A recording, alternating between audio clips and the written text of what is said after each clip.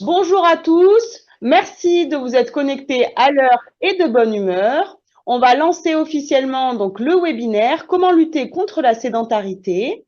On va tout d'abord, avant de lancer le webinaire, vous présenter les intervenants du jour qui vont venir derrière moi, qui sont en présentiel. On aura 4 intervenants en présentiel et 2 intervenantes en distanciel. J'accepte les derniers arrivants. Très bien. Et pour rappel, avant qu'on lance le webinaire, bien entendu, celui-ci sera disponible en replay sur l'espace public du site internet. Donc, n'hésitez pas à en parler autour de vous pour ceux qui ne l'auraient pas encore vu. Delphine, si tu veux venir présenter les intervenants. Donc, en médecin ce jour pour animer notre webinaire sur comment lutter contre la sédentarité. Donc, nous avons tout d'abord Jean Bultel, notre médecin général. Bien, bonjour à toutes et bonjour à tous, et surtout à toutes, parce que vous êtes les plus nombreux. Ensuite, donc Claude Hoche, bonjour, notre médecin aura de ce jour. Philippe Fenot, médecin pour la région Nouvelle-Aquitaine. Et enfin, Claude Pomard, notre médecin de la région Pays de la Loire. Bonjour. Et en distanciel, nous avons Séverine Haas, donc notre collègue conseillère technique, et ensuite Tiffany Chepson qui se présentera mieux que moi. Bonjour à tous. C'est effectivement moi qui vais introduire ce webinaire, donc je vais pouvoir me présenter à vous tous. On va donc lancer le partage d'écran et on va lancer avec justement le son pour la suite. Très bien. Merci. Tiffany, on te laisse donc la main. Merci. Merci à vous. Bonjour à tous. Donc effectivement, je suis Tiffany Chepson. J'ai la chance, et je vous remercie d'ailleurs la Fédération de m'avoir invitée, de venir vous parler de sédentarité, qui est une thématique qui me plaît beaucoup. Je suis kiné. De par ma formation, je parle de santé, de promotion de la santé au sens large. Et j'aime former aussi bien en cursus initial, tous les petits initiales qui sont en dessous de formatrice, c'est l'Institut de formation des aides-soignants, l'Institut de formation des infirmiers, des masseurs kinésithérapeutes, le CREPS, c'est le centre régional au niveau sportif en fait. Et donc il y a des formations aussi à ce niveau-là. Donc je prends plaisir à aller donner les compétences aux jeunes. Et c'est aux futurs professionnels. Et c'est dans ce cadre-là que j'ai pris au fur et à mesure de plus en plus d'élan dans la formation et que je vais en entreprise parler aussi bien de troubles musculo-squelettiques, tout ce qui est douleur, mais aussi de sédentarité. C'est vraiment la thématique d'aujourd'hui et je trouve qu'elle est intéressante parce que vous pouvez aussi être acteur pour vous, mais aussi pour les autres. Donc, je vais faire une petite introduction brève d'une dizaine de minutes, mais je vais essayer qu'ensemble, on bouge. Parce que vous allez voir que finalement, au-delà de la sédentarité, il y a le mouvement, que les deux sont complémentaires. Je n'entre ni dans les définitions, ni dans les chiffres, car vous y aurez le droit juste après. Je vous laisse cliquer pour passer à la diapositive suivante. Merci. Je vous vois derrière vos écrans pour la plupart, donc je vais vous demander d'être actif avec moi et de me montrer entre 0 et 5 quel est votre niveau d'énergie aujourd'hui. 0, 1, 2, 3, 4 et 5. 5, le plus haut niveau d'énergie. Montrez-moi tous avec vos mains quel est votre niveau de forme, votre niveau d'énergie. J'attends de voir quelques réponses pour avoir une idée un petit peu de ce que ça donne au niveau de tout à chacun. Super. Ok. Donc, on a un baromètre là-dessus qui donne une petite idée. Je vais vous poser une autre question, toujours entre 0 et 5. Selon vous, quelle énergie vous dépensez dans votre semaine à votre santé?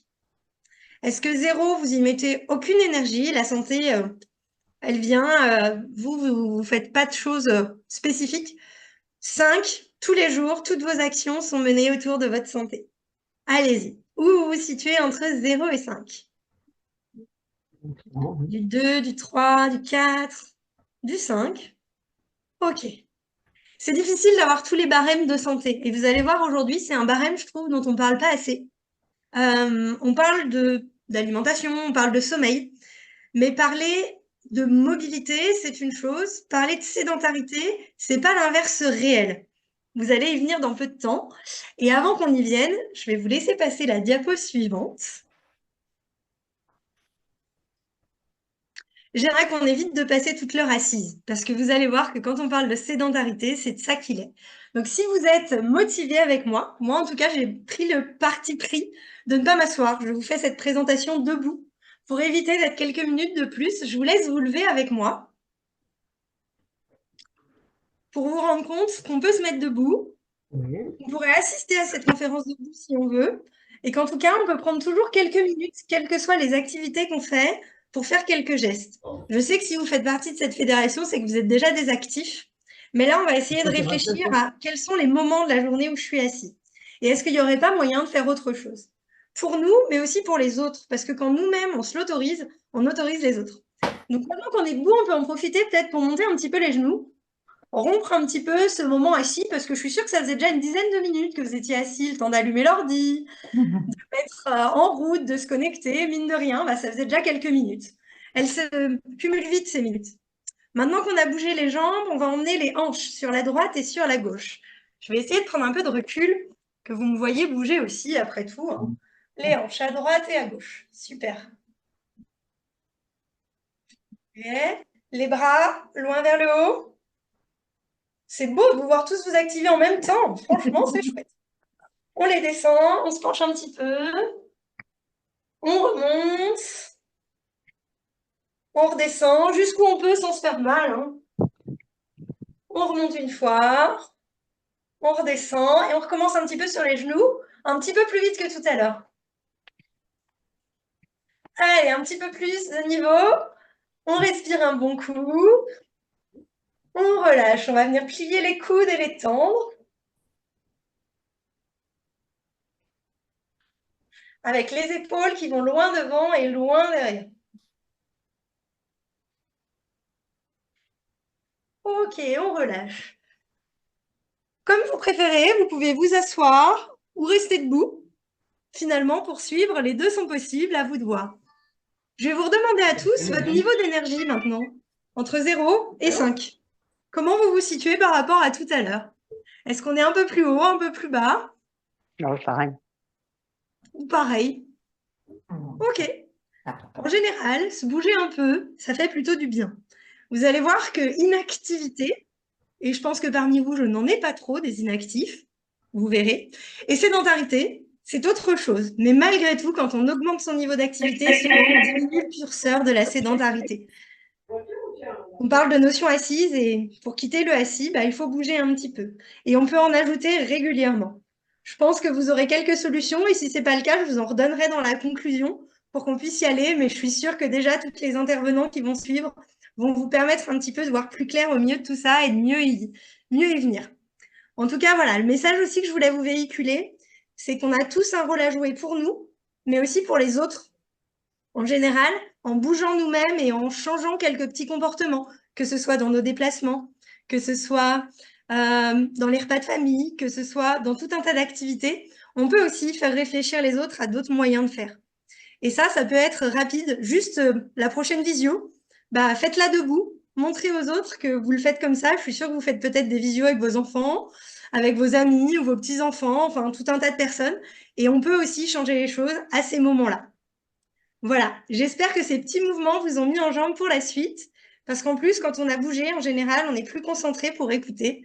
Donc maintenant, je passe le relais aux autres intervenants. Très bien, merci Tiffany en tout cas de nous avoir permis de commencer ce colloque de manière active. Ça change un petit peu de ce qu'on fait habituellement, donc c'est bien aussi de changer nos habitudes et c'est d'ailleurs pour ça qu'on est ensemble aujourd'hui. Avant d'inviter notre premier médecin à venir prendre la parole, on vous précise que vous pouvez poser vos questions dans le chat ou en bas, même c'est marqué des fois conversation, en tout cas sur l'espace Zoom, des questions auxquelles on prendra le temps, s'il nous reste du temps, de répondre en fin de webinaire par rapport donc à notre thématique du jour qui est comment lutter contre la sédentarité. J'invite tout de suite à prendre place Claude Pomard, le médecin de la région Pays de la Loire, qui va vous présenter justement la sédentarité. Allez, je partage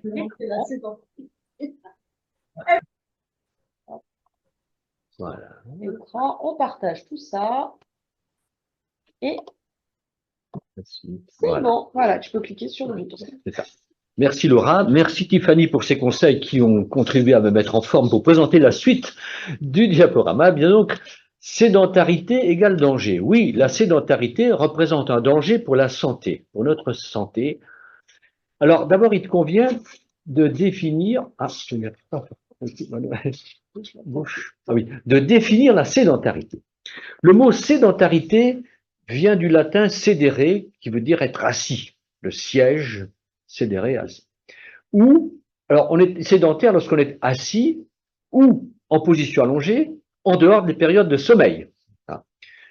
Donc ça correspond au fait de rester inactif et surtout assis ou allongé, avec une dépense énergétique inférieure à 1,5 mètre. Ça correspond à quoi 1,5 mètre? Eh bien, c'est l'énergie que l'on dépense lorsqu'on est assis confortablement, sans rien faire. Ce temps de sédentarité, on parle de sédentarité dangereuse surtout lorsqu'elle correspond à plus de 7 heures cumulées dans la journée. On parlera même, si on veut aller dans les détails, de sédentarité légère en dessous de 4 heures, moyenne entre 4 heures et 6 heures, et élevée au-delà de 6 heures dans la journée.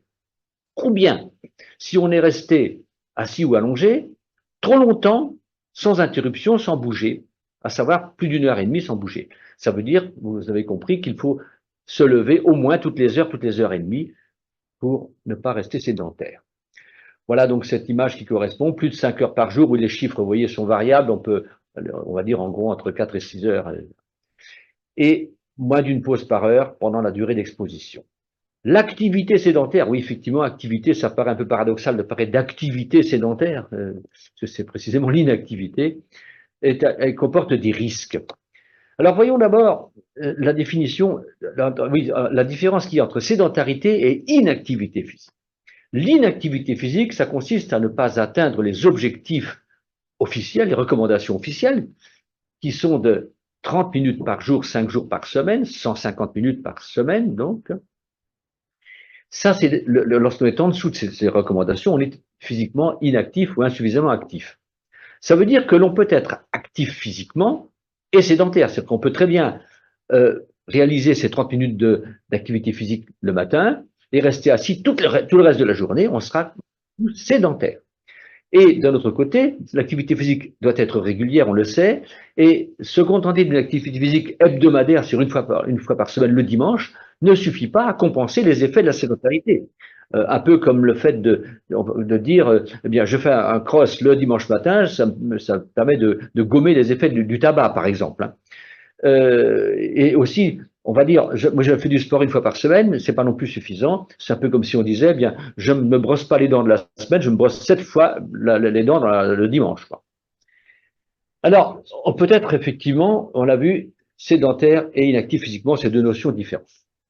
Il faut dire qu'à travers les âges, l'homme a toujours cherché à économiser ses mouvements.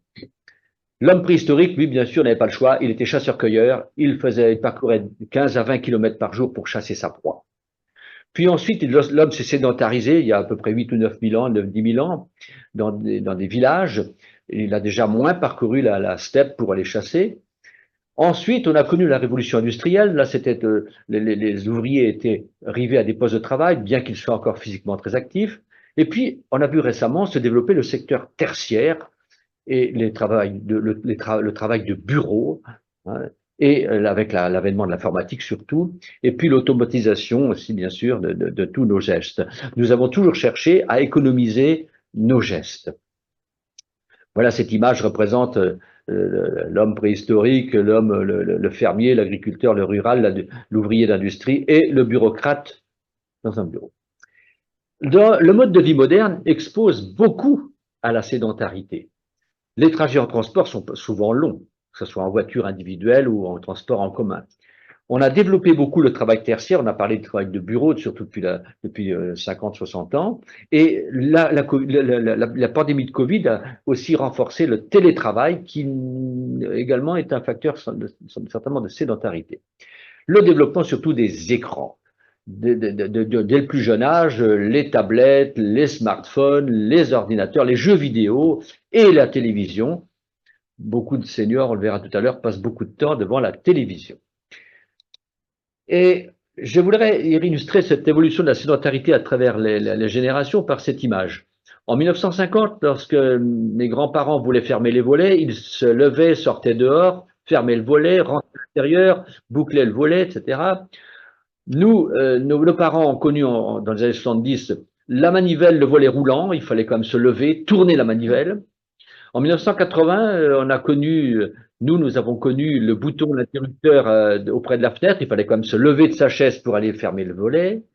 Et maintenant, on ne se lève même plus de sa chaise, on reste assis sur son fauteuil ou sur sa chaise et avec une télécommande, on commande le volet électrique. Vous voyez, donc on a toujours tendance à augmenter la sédentarité et à aller vers le moindre effort.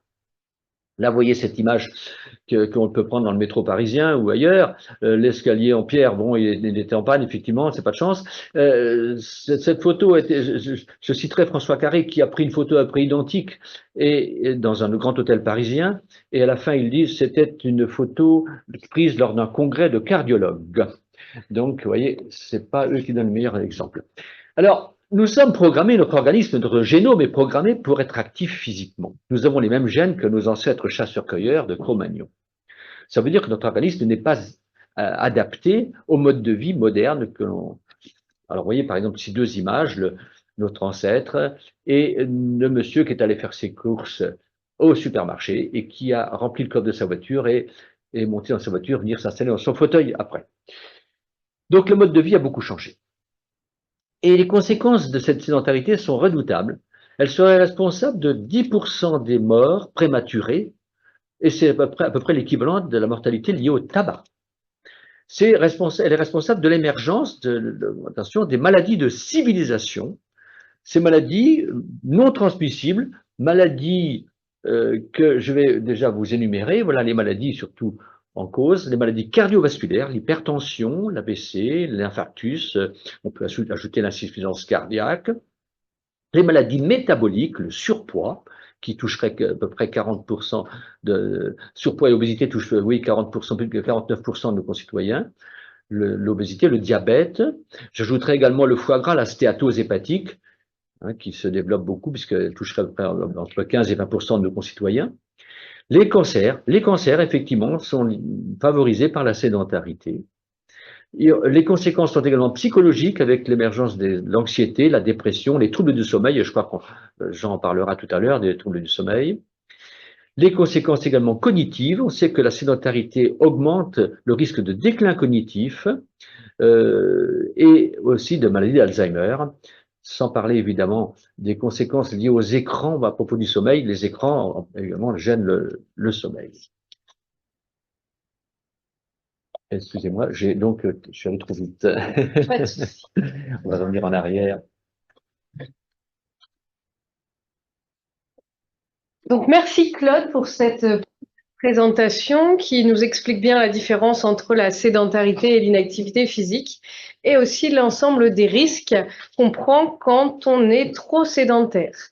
Nous allons très rapidement avec Laura vous présenter 2-3 chiffres qui ont été présentés et mis en avant par l'ONAPS.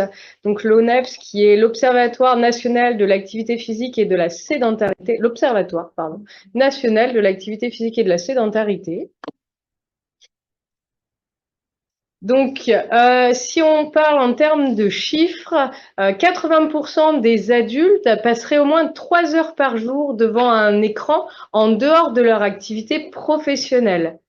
12 heures seraient pour les jours travaillés, donc en cumulant la sédentarité durant la période de travail, et les jours non travaillés, on en serait à 9 heures de temps passé assis. En gros, ça représente un adulte sur 3 qui combine un manque d'activité physique et une durée des comportements sédentaires trop importante, notamment 24% chez les hommes et surtout 40% chez les femmes. Donc l'idéal, c'est vraiment d'inverser cette tendance et de passer du canapé à l'activité. Maintenant qu'on vous a présenté ces chiffres, on va enchaîner avec la présentation et l'intervention du médecin fédéral, Jean Michel, notamment qui va aborder la sédentarité et le sommeil.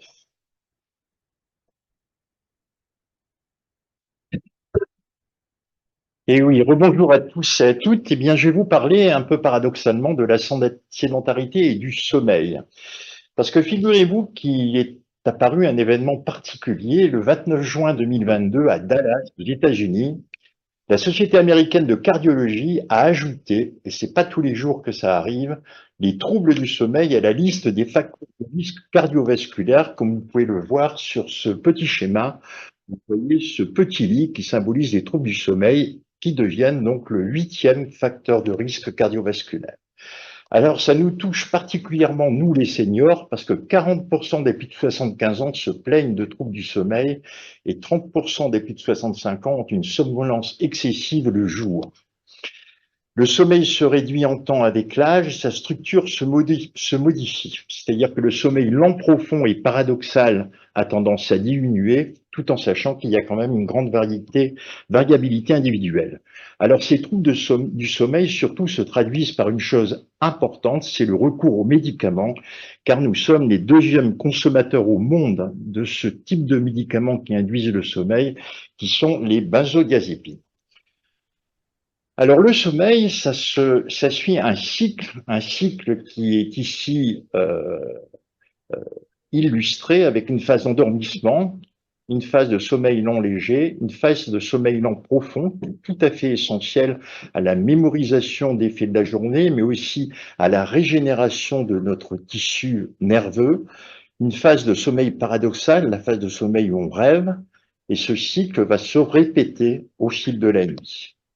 Comme vous le voyez sur ce schéma, où vous pouvez constater en particulier que la phase de sommeil long profond se situe essentiellement au début de la nuit, et puis après, on a, entre ces différentes phases, comme vous pouvez le voir, des petits micro-réveils.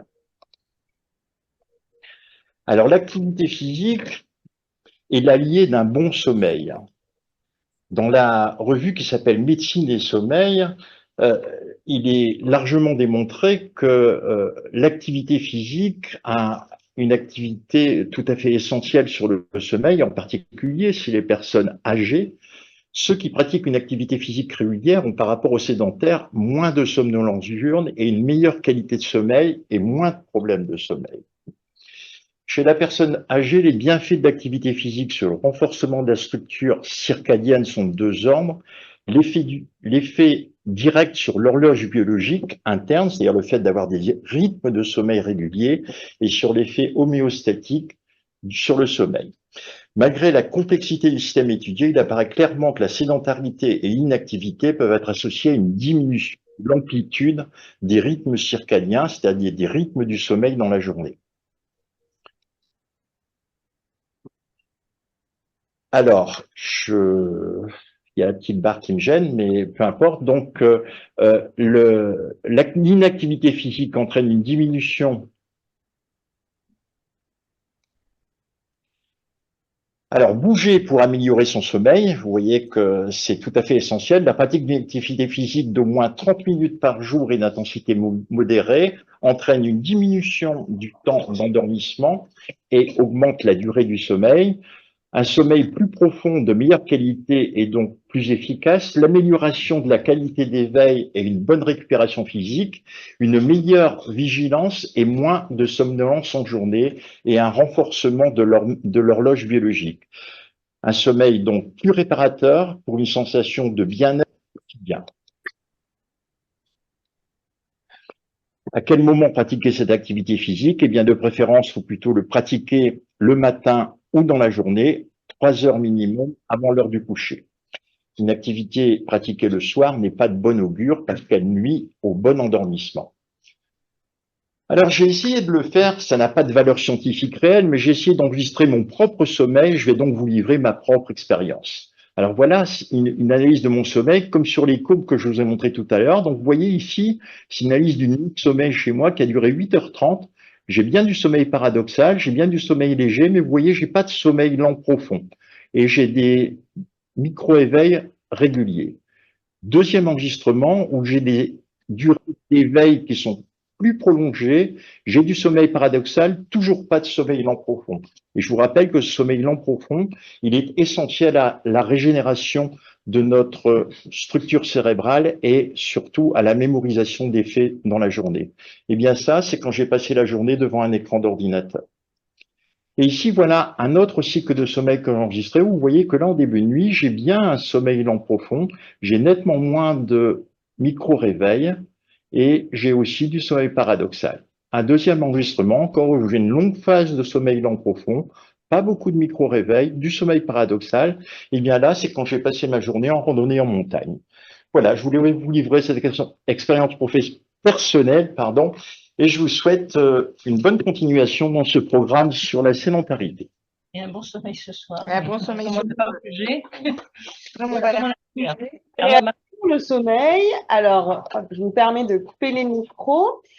Pareil, n'hésitez pas, si vous avez des questions, vous les posez bien dans le chat. On n'hésitera pas à y répondre en fin de webinaire et même peut-être à ouvrir les micros si certains ont des questions un peu plus poussées. On va laisser la parole maintenant à Philippe Fenot, médecin de la région Nouvelle-Aquitaine, qui va aborder la sédentarité et les fonctions, il me semble, Les sensorialités. les sensorialités. Allez, je te partage l'écran, Philippe. Hop. Partager. Et on en est là. Voilà, c'est le bouton. Là, celui-là de l'autre. Voilà.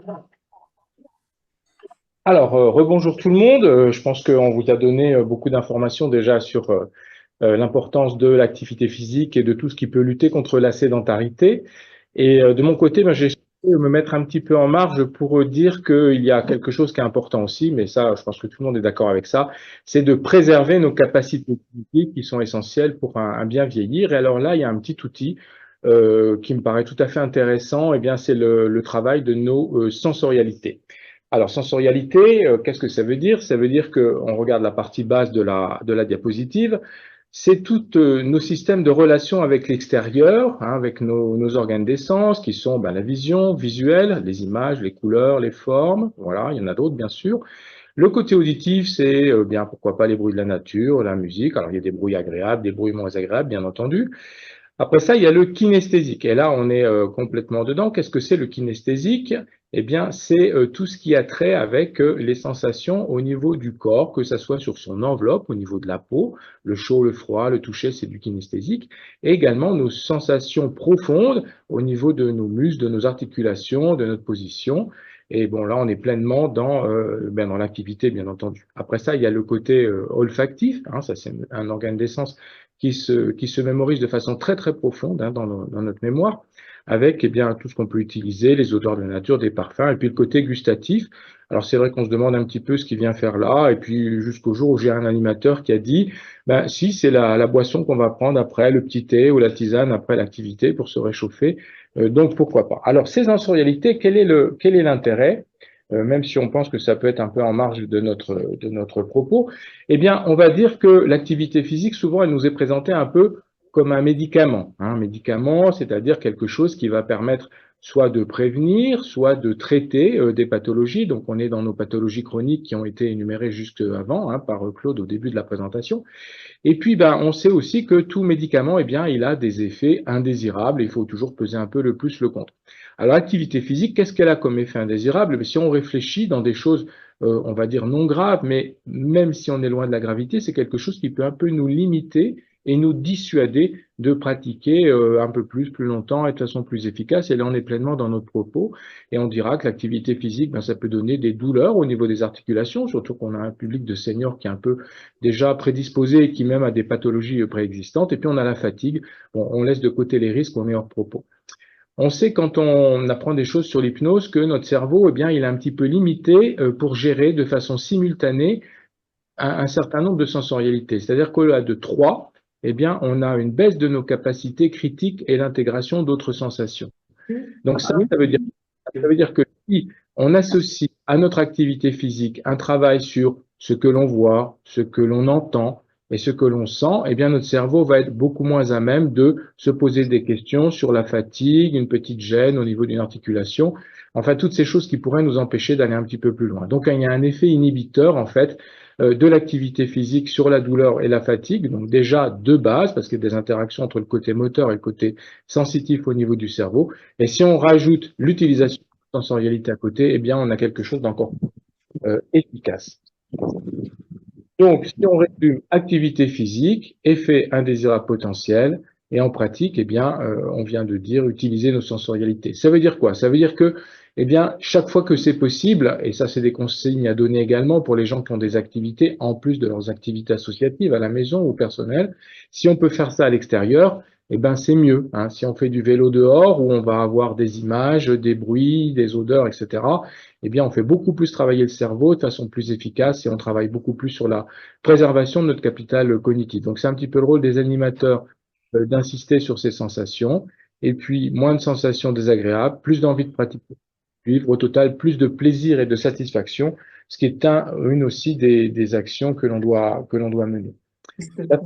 L'organe, l'association de l'activité physique et des tâches cognitives, donc c'est un peu le concept de l'active mémoire qui est bien en place maintenant à la fédération.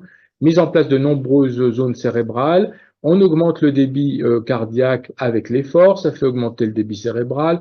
Et donc le cerveau est mieux perfusé, il est beaucoup plus à même de fonctionner de façon efficace, performante et renforcée au niveau cognitif.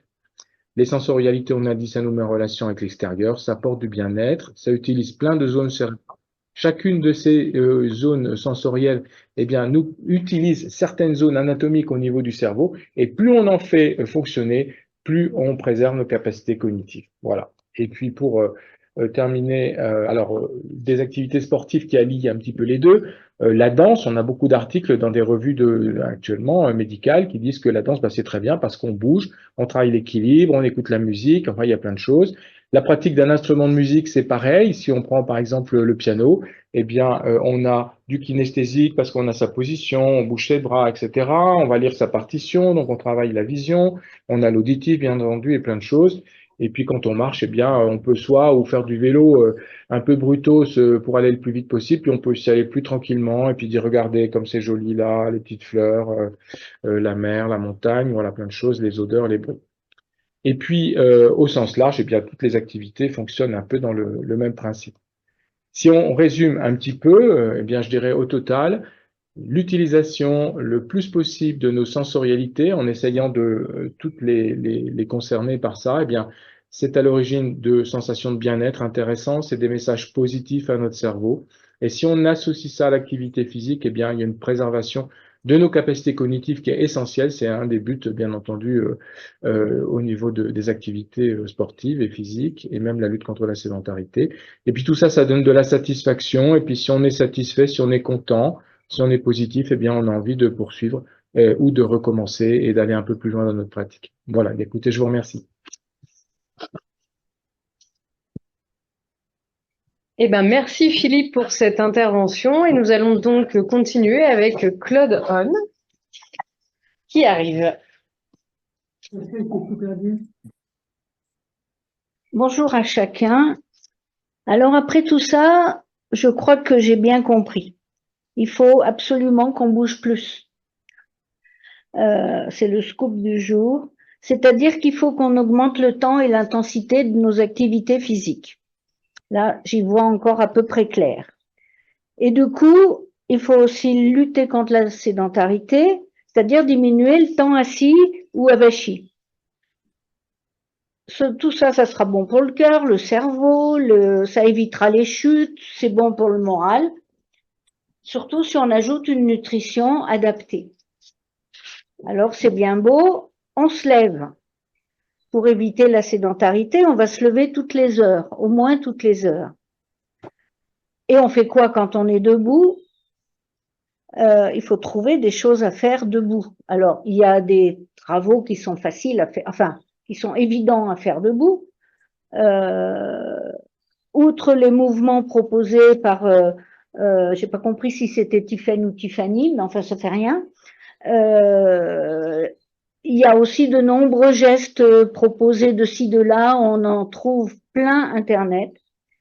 On peut s'étirer, on peut marcher, s'entraîner à marcher droit, on peut prendre les escaliers, on peut mettre ses chaussettes et ses chaussures en restant debout, en sécurité quand même. On peut marcher avec un livre sur la tête, ça c'était la grande technique de nos grands-mères, et c'est très efficace. On peut faire quelques exercices d'équilibre, toujours en sécurité, on peut compter ses pas, etc., etc. Il y a beaucoup de petites astuces. Vous tapez lutter contre la sédentarité et vous trouverez plein d'astuces comme ça. Et vous allez me dire, oui, mais moi j'ai mal au genou, ou j'ai mal ici, ou j'ai mal là. Et c'est vrai, je vous crois. Mais sachez que si on bouge intelligemment, au bout de quelques temps, les douleurs diminuent. Ça c'est prouvé. Et que pour faire diminuer ces douleurs, il faut se méfier des publicités. Sinon, on va vous faire avaler plein de médicaments, de la chondroïtine sulfate, du collagène, du gingembre. Le gingembre, c'est bon pour autre chose, mais pas pour les douleurs du genou. Là aussi, il y a un déluge de vidéos sur Internet. Si vous avez essayé d'ouvrir toutes ces vidéos, au bout d'un moment, vous en avez vite assez. Au total, ce qui compte, c'est le temps qu'on a passé debout et puis le temps qu'on a passé en activité physique, quelle qu'elle soit. Alors, toute activité est bonne à prendre, hein, y compris le ménage, le bricolage, les rangements, etc. Il n'y a pas besoin de beaucoup pour tirer déjà des bénéfices. Hein. Plus on bouge, mieux on se porte.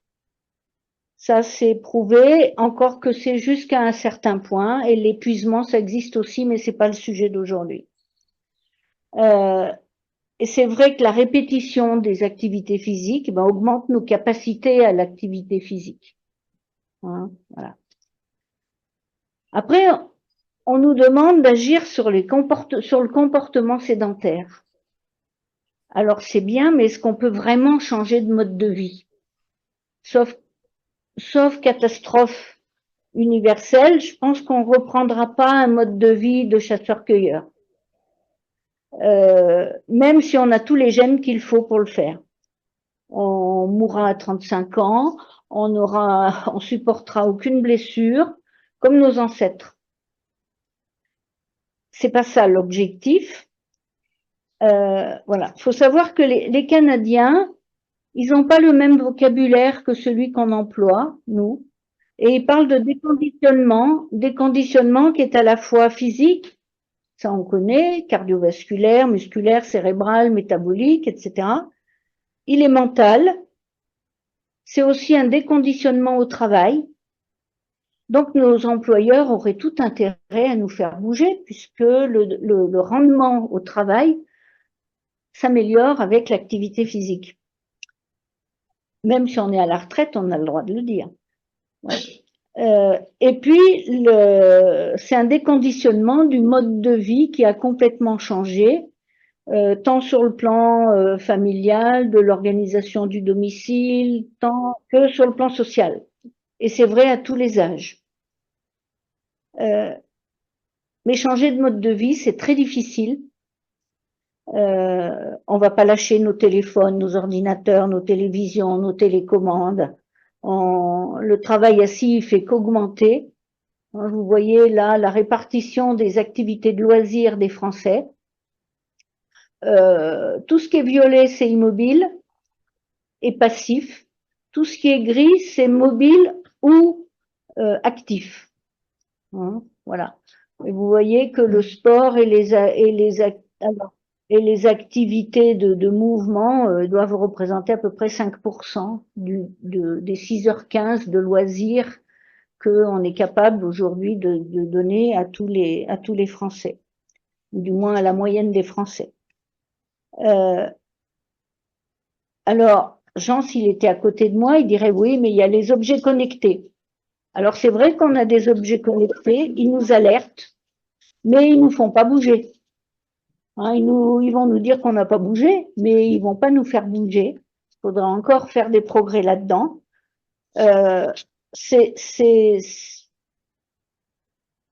c'est difficile d'être efficace. Alors, est-ce qu'on arrivera enfin à tout changer? Je vais finir avec 2 remarques. Un conseil, si vous avez des enfants ou des petits-enfants, oui, merci, excuse-moi. Si vous avez des enfants ou des petits-enfants, eh ben, conseillez-leur de devenir plutôt pompier ou ouvrier du bâtiment ou infirmière ou aide-soignante. C'est des gens qui bougent. Il faut qu'ils continuent de bouger à la retraite. Mais sinon, c'est des métiers de mouvement. Donc, c'est bien. Conseillez-leur, c'est mieux que ingénieur ou médecin. Après, c'est une remarque en forme de contestation. Je suis connue pour ça. Pour que les discours soient efficaces, c'est-à-dire qu'ils aient une traduction pratique, c'est-à-dire qu'on augmente nos mouvements, qu'on se lève, qu'on est plus debout, mais il faut que les réalités soient conformes, les réalités et nos actes soient conformes à nos désirs ou à nos projets. Il faut que ce soit cohérent tout ça. Dans tous les domaines, tant au niveau individuel que le niveau du travail, que le niveau de la commune, du quartier, que le niveau politique, etc. Croyez-en une vieille du secteur. Depuis plus de 50 ans qu'on parle de s'améliorer sur le plan comportement sédentaire et sur le plan activité physique, la réalité n'a pas vraiment suivi et la situation s'empire plutôt. Les politiques il y en a eu des dizaines, les politiques, elles n'ont pas abouti. J'espère que la dernière politique citée qui est accompagner les Jeux Olympiques aura plus de succès. Et ça, j'attends pour voir. On le saura l'année prochaine. Voilà. Merci Claude. Et en plus, ça nous permet de faire, il me semble, une belle transition avec l'intervention de Séverine qui est en visio et qui va prendre la parole.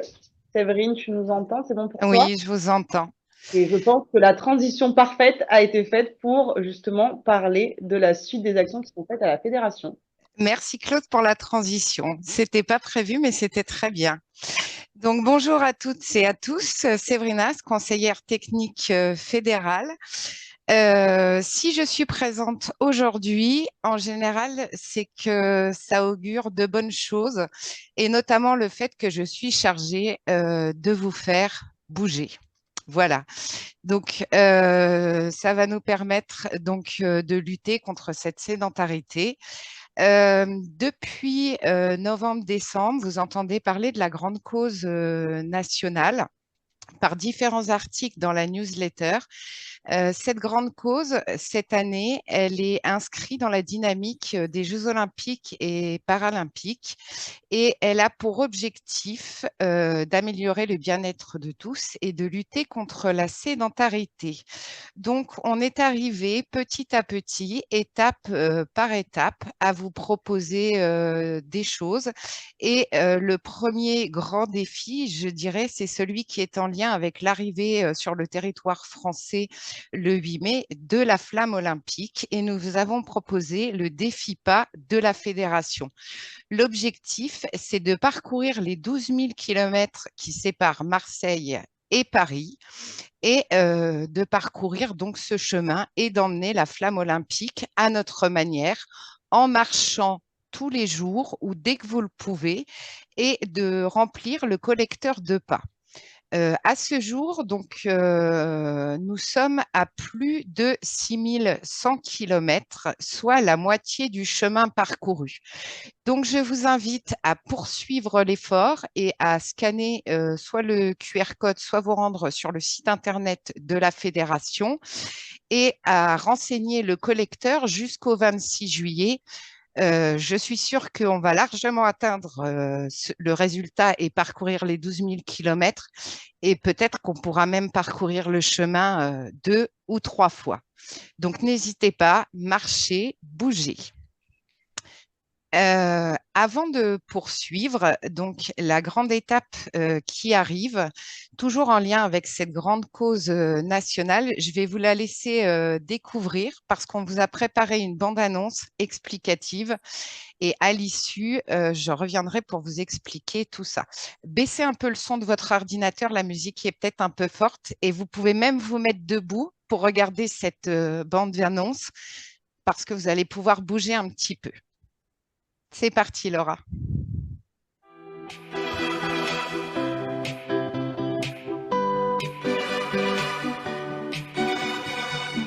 I used to dream, used to believe that there was one and only out in the world for me. Even though it's dark, I still feel the spark. Someone's gonna come along, come and steal my heart. Every now and then, wanna begin again. Let the past go, forgive and make amends. I won't apologize for what I left behind. This is where I am, and it's a beautiful life. It's a beautiful life. Don't let it slip by tonight. It's a beautiful life. It's a beautiful life.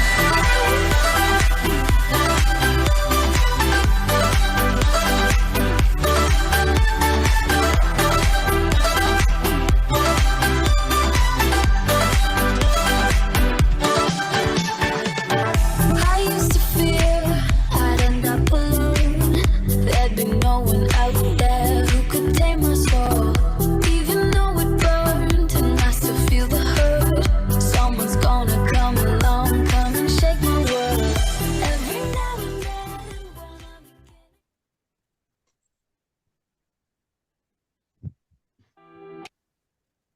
Alors, je me remets sur mon petit ballon. Voilà. Cette nouvelle étape, on va vous proposer différentes activités physiques tout au long du mois de juin. Donc, ça commence lundi prochain, ça se terminera le 30 juin. Donc, du lundi au mardi, vous allez avoir un programme, différentes séquences. Soit vous pouvez enchaîner les séquences les unes derrière les autres, par exemple sur le lundi, vous commencez par l'échauffement, le Tabata de 3 cycles, et puis ensuite, nous vous préconisons une marche douce de 10 minutes. Ou alors, vous pouvez séquencer vos activités dans la journée au moment où vous avez un petit peu de temps pour le faire. Donc, lundi, ce sera endurant. Vous retrouverez la plupart du temps Jean-Marie Bernier. Le mardi, on vous le propose dansant. Vous retrouverez nos instructrices fédérales Evelyne, Véronique, Nicole et moi-même. Vous verrez les activités dansées que nous allons vous proposer. Vous retrouverez de la danse en ligne. Je sais que vous adorez ça, mais on va vous proposer de la danse tonique et de la danse moderne. C'est aussi l'occasion de vous faire découvrir d'autres choses. Le mercredi, vous retrouverez notre Laura nationale avec le mercredi mémorisant et active mémoire. Nous nous retrouverons le jeudi pour quelque chose de tonifiant en activité gymnique, exercice de coordination, de renforcement musculaire. Et puis le vendredi, vous retrouverez principalement Delphine pour un vendredi plutôt zen pour terminer la semaine, mais néanmoins actif.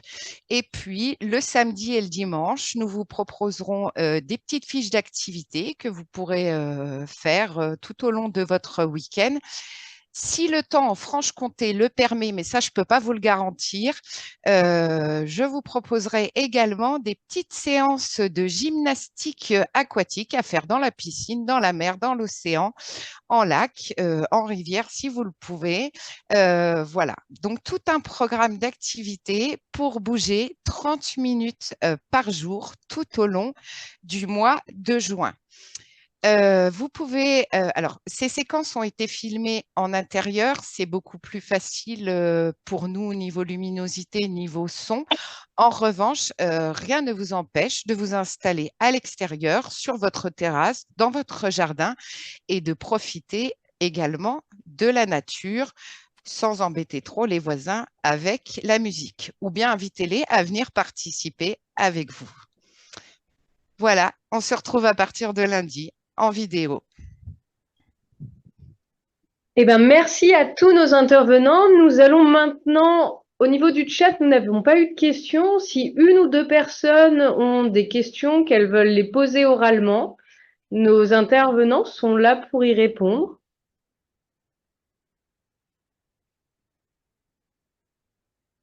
Pas de questions particulières. Du coup, peut-être Tiffany, vous nous aviez proposé de nous montrer 2-3 petits mouvements. Ah, donc nous avons une réaction. Super programme en juin. En effet, super programme au mois de juin. En plus, il fait beau et on vous l'a dit, les activités en extérieur. C'est parfait. Michel a visiblement une question. Non, c'est moi qui ai une question. Je m'appelle pas Michel, mais c'est pas grave.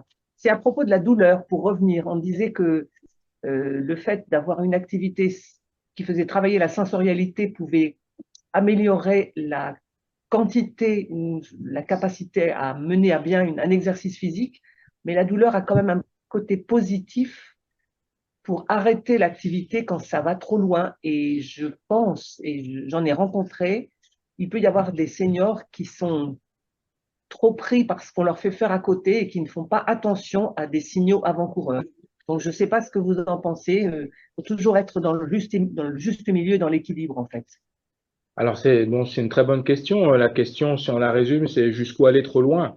Oui. En sachant que si on regarde un petit peu ce qui se passait dans le temps, eh bien l'homme, il était génétiquement préparé à courir. C'est on l'a vu sur les photos tout à l'heure, pour aller dans le bois pour attraper à manger. Hein. Mais en même temps, il n'est pas fait pour courir comme un idiot pendant 4 heures autour du bois. Donc c'est vrai que il y a un mot qui est important, c'est adapter. Hein. Donc effectivement, mon propos, c'était alors la douleur est à respecter, à prendre en compte, bien entendu. Simplement, je parle des petits inconforts que l'on peut avoir, surtout en début d'activité, où là, effectivement, eh bien, les sensorialités peuvent nous aider à aller un petit peu au-delà, parce que ces douleurs, ça peut être un petit peu des courbatures, des choses comme ça. On n'est pas dans des choses graves, mais dans des petites choses quand même qui peuvent être impactantes, et on sait très bien que une reprise d'activité, ça peut être quelque chose de difficile, et c'est un moment où, eh bien, il faut essayer alors, sans se mettre en danger, bien entendu, il faut le prendre en compte. On sait que chez les patients, moi j'avais une consultation de patients douloureux chroniques également, eh bien on sait qu'ils sont tous allés à l'APA et ils ont fait des progrès absolument considérables. Et on sait aussi que sur un plan physiologique, quand on a des patients avec des douleurs centrales au niveau du cerveau, pardon, post-AVC ou autre, eh bien vous avez tous entendu parler à la télé où on met des petites électrodes implantées au niveau du cerveau. Eh bien les électrodes, on les implante non pas dans les zones sensitives, on les implante dans les zones motrices corticales, parce que quand on fait fonctionner le corps, son cortex moteur, eh bien, il y a un effet presque immédiat de limitation de la douleur. Voilà ce que je peux répondre. Je ne sais pas si j'ai répondu à votre question. Oui, mais merci beaucoup, c'est bien pour avoir l'éclairage. Tu dis qu'on est aussi des endorphines, le rôle des endorphines. Oui, complètement. Alors, Claude me dit effectivement que l'activité physique a l'avantage de faire sécréter des endorphines. Et c'est pour ça que, eh bien, ces endorphines, leur rôle, c'est de diminuer justement la douleur qui peut arriver à l'activité physique. C'est pour ça qu'un sportif qui a une pratique de sport importante en volume et qui arrête brutalement, eh bien, il fait un syndrome de manque, hein, un petit peu comme un toxico à qui on va enlever son toxique, parce que on a de l'activité, on sécrète des endorphines, on arrête l'activité, on ne sécrète plus d'endorphines qui sont, donc pour préciser quand même, des morphines naturelles, notre morphine naturelle qui est à la fois beaucoup plus efficace que les médicaments. Et donc, arrêt d'activité, chute du taux d'endorphine égale, eh bien, syndrome de manque. C'est pour ça qu'il y a une notion de progressivité qui est importante à respecter. Très bonne remarque de Claude. Merci. On avait une question aussi dans le chat avant de laisser la parole à Antoinette et je pense que Séverine pourra répondre à la question plus précisément. Vas-y, Séverine. Alors, pour répondre à la question, à partir de demain matin, la bande-annonce sera disponible sur la chaîne YouTube de la Fédération et via la newsletter qui va partir de la Fédération. Vous aurez tous les liens pour accéder aux vidéos sur notre chaîne YouTube. L'ensemble des vidéos ne sera pas disponible pour tout le mois de juin. L'idée, c'est de vous proposer les choses les unes après les autres. Donc, vous les aurez lundi. La vidéo de lundi endurance se déclenchera mardi et ainsi de suite. Et évidemment, ce sera disponible en replay et vous pourrez les refaire et les refaire et encore les refaire à souhait et à volonté. Si Jacqueline veut rajouter des choses, c'est elle qui a les dates spécifiques. Je ne sais pas si elle est encore là. Je suis là. Sur ma chaise, par contre. C'est pas bien. Parce que pour qu'il y ait des vidéos en ligne lundi et newsletter vendredi, il faut que quelqu'un reste assis pendant ce temps-là. Et on prend du coup la question d'Antoinette et après on finira avec Tiffany justement en activité. Donc Antoinette Lacroix. En fait, elle vient de répondre à ma question. C'est justement comment s'inscrire sur Bouge 30 minutes par jour. D'accord. Vous n'avez pas besoin vous n'avez pas besoin de vous inscrire, ce sera disponible en accès libre.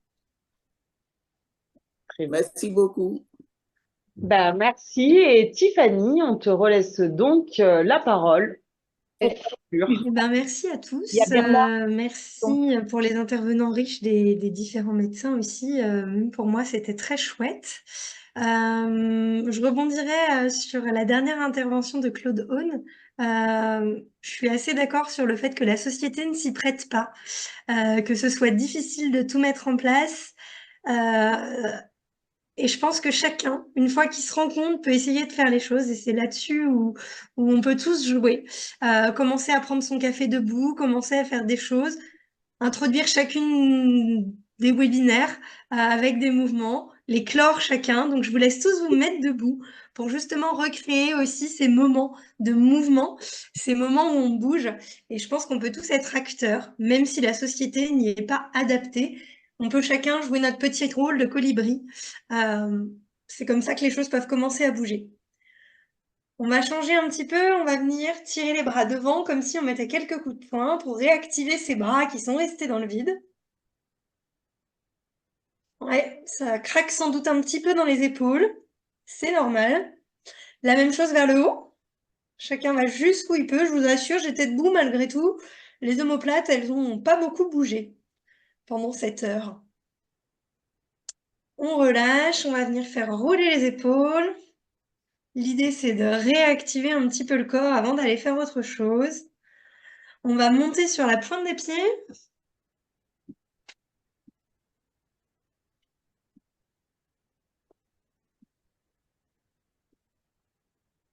Et puis, on va écarter les jambes sur le côté. On va pas avoir beaucoup de mouvement, mais ça réactive un petit peu les hanches aussi. Ah si, je vous vois quand même qui bougez de droite à gauche. Je vous laisse sur ces petits mouvements et surtout, je vous laisse la réflexion de à quel moment dans la journée je peux le faire.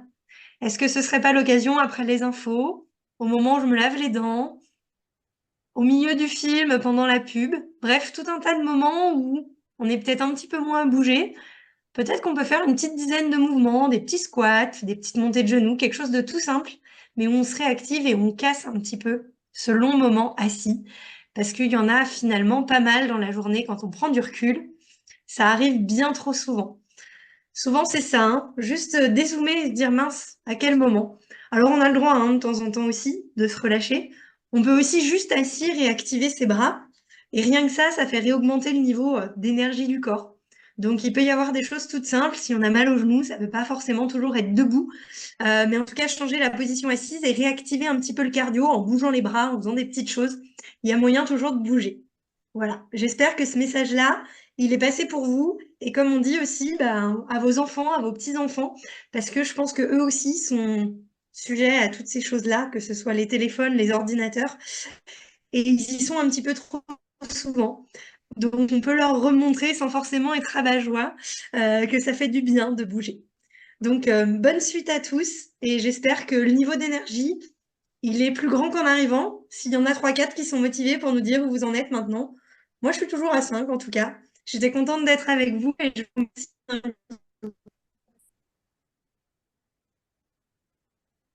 Eh bien, très bien, merci Tiffany. Je pense que belle conclusion pour finir ce webinaire.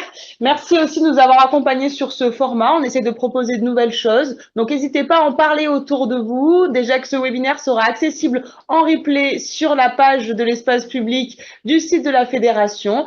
Et bien entendu, de démarrer avec nous à partir du lundi 3 juin l'ensemble des programmes vidéo qui vous seront proposés par les instructeurs, les animateurs et les conseillers techniques. Merci aussi à nos médecins qui sont en présentiel et qui sont derrière nous, et à nos intervenantes en visio. Bonne fin de journée à tous. Au revoir.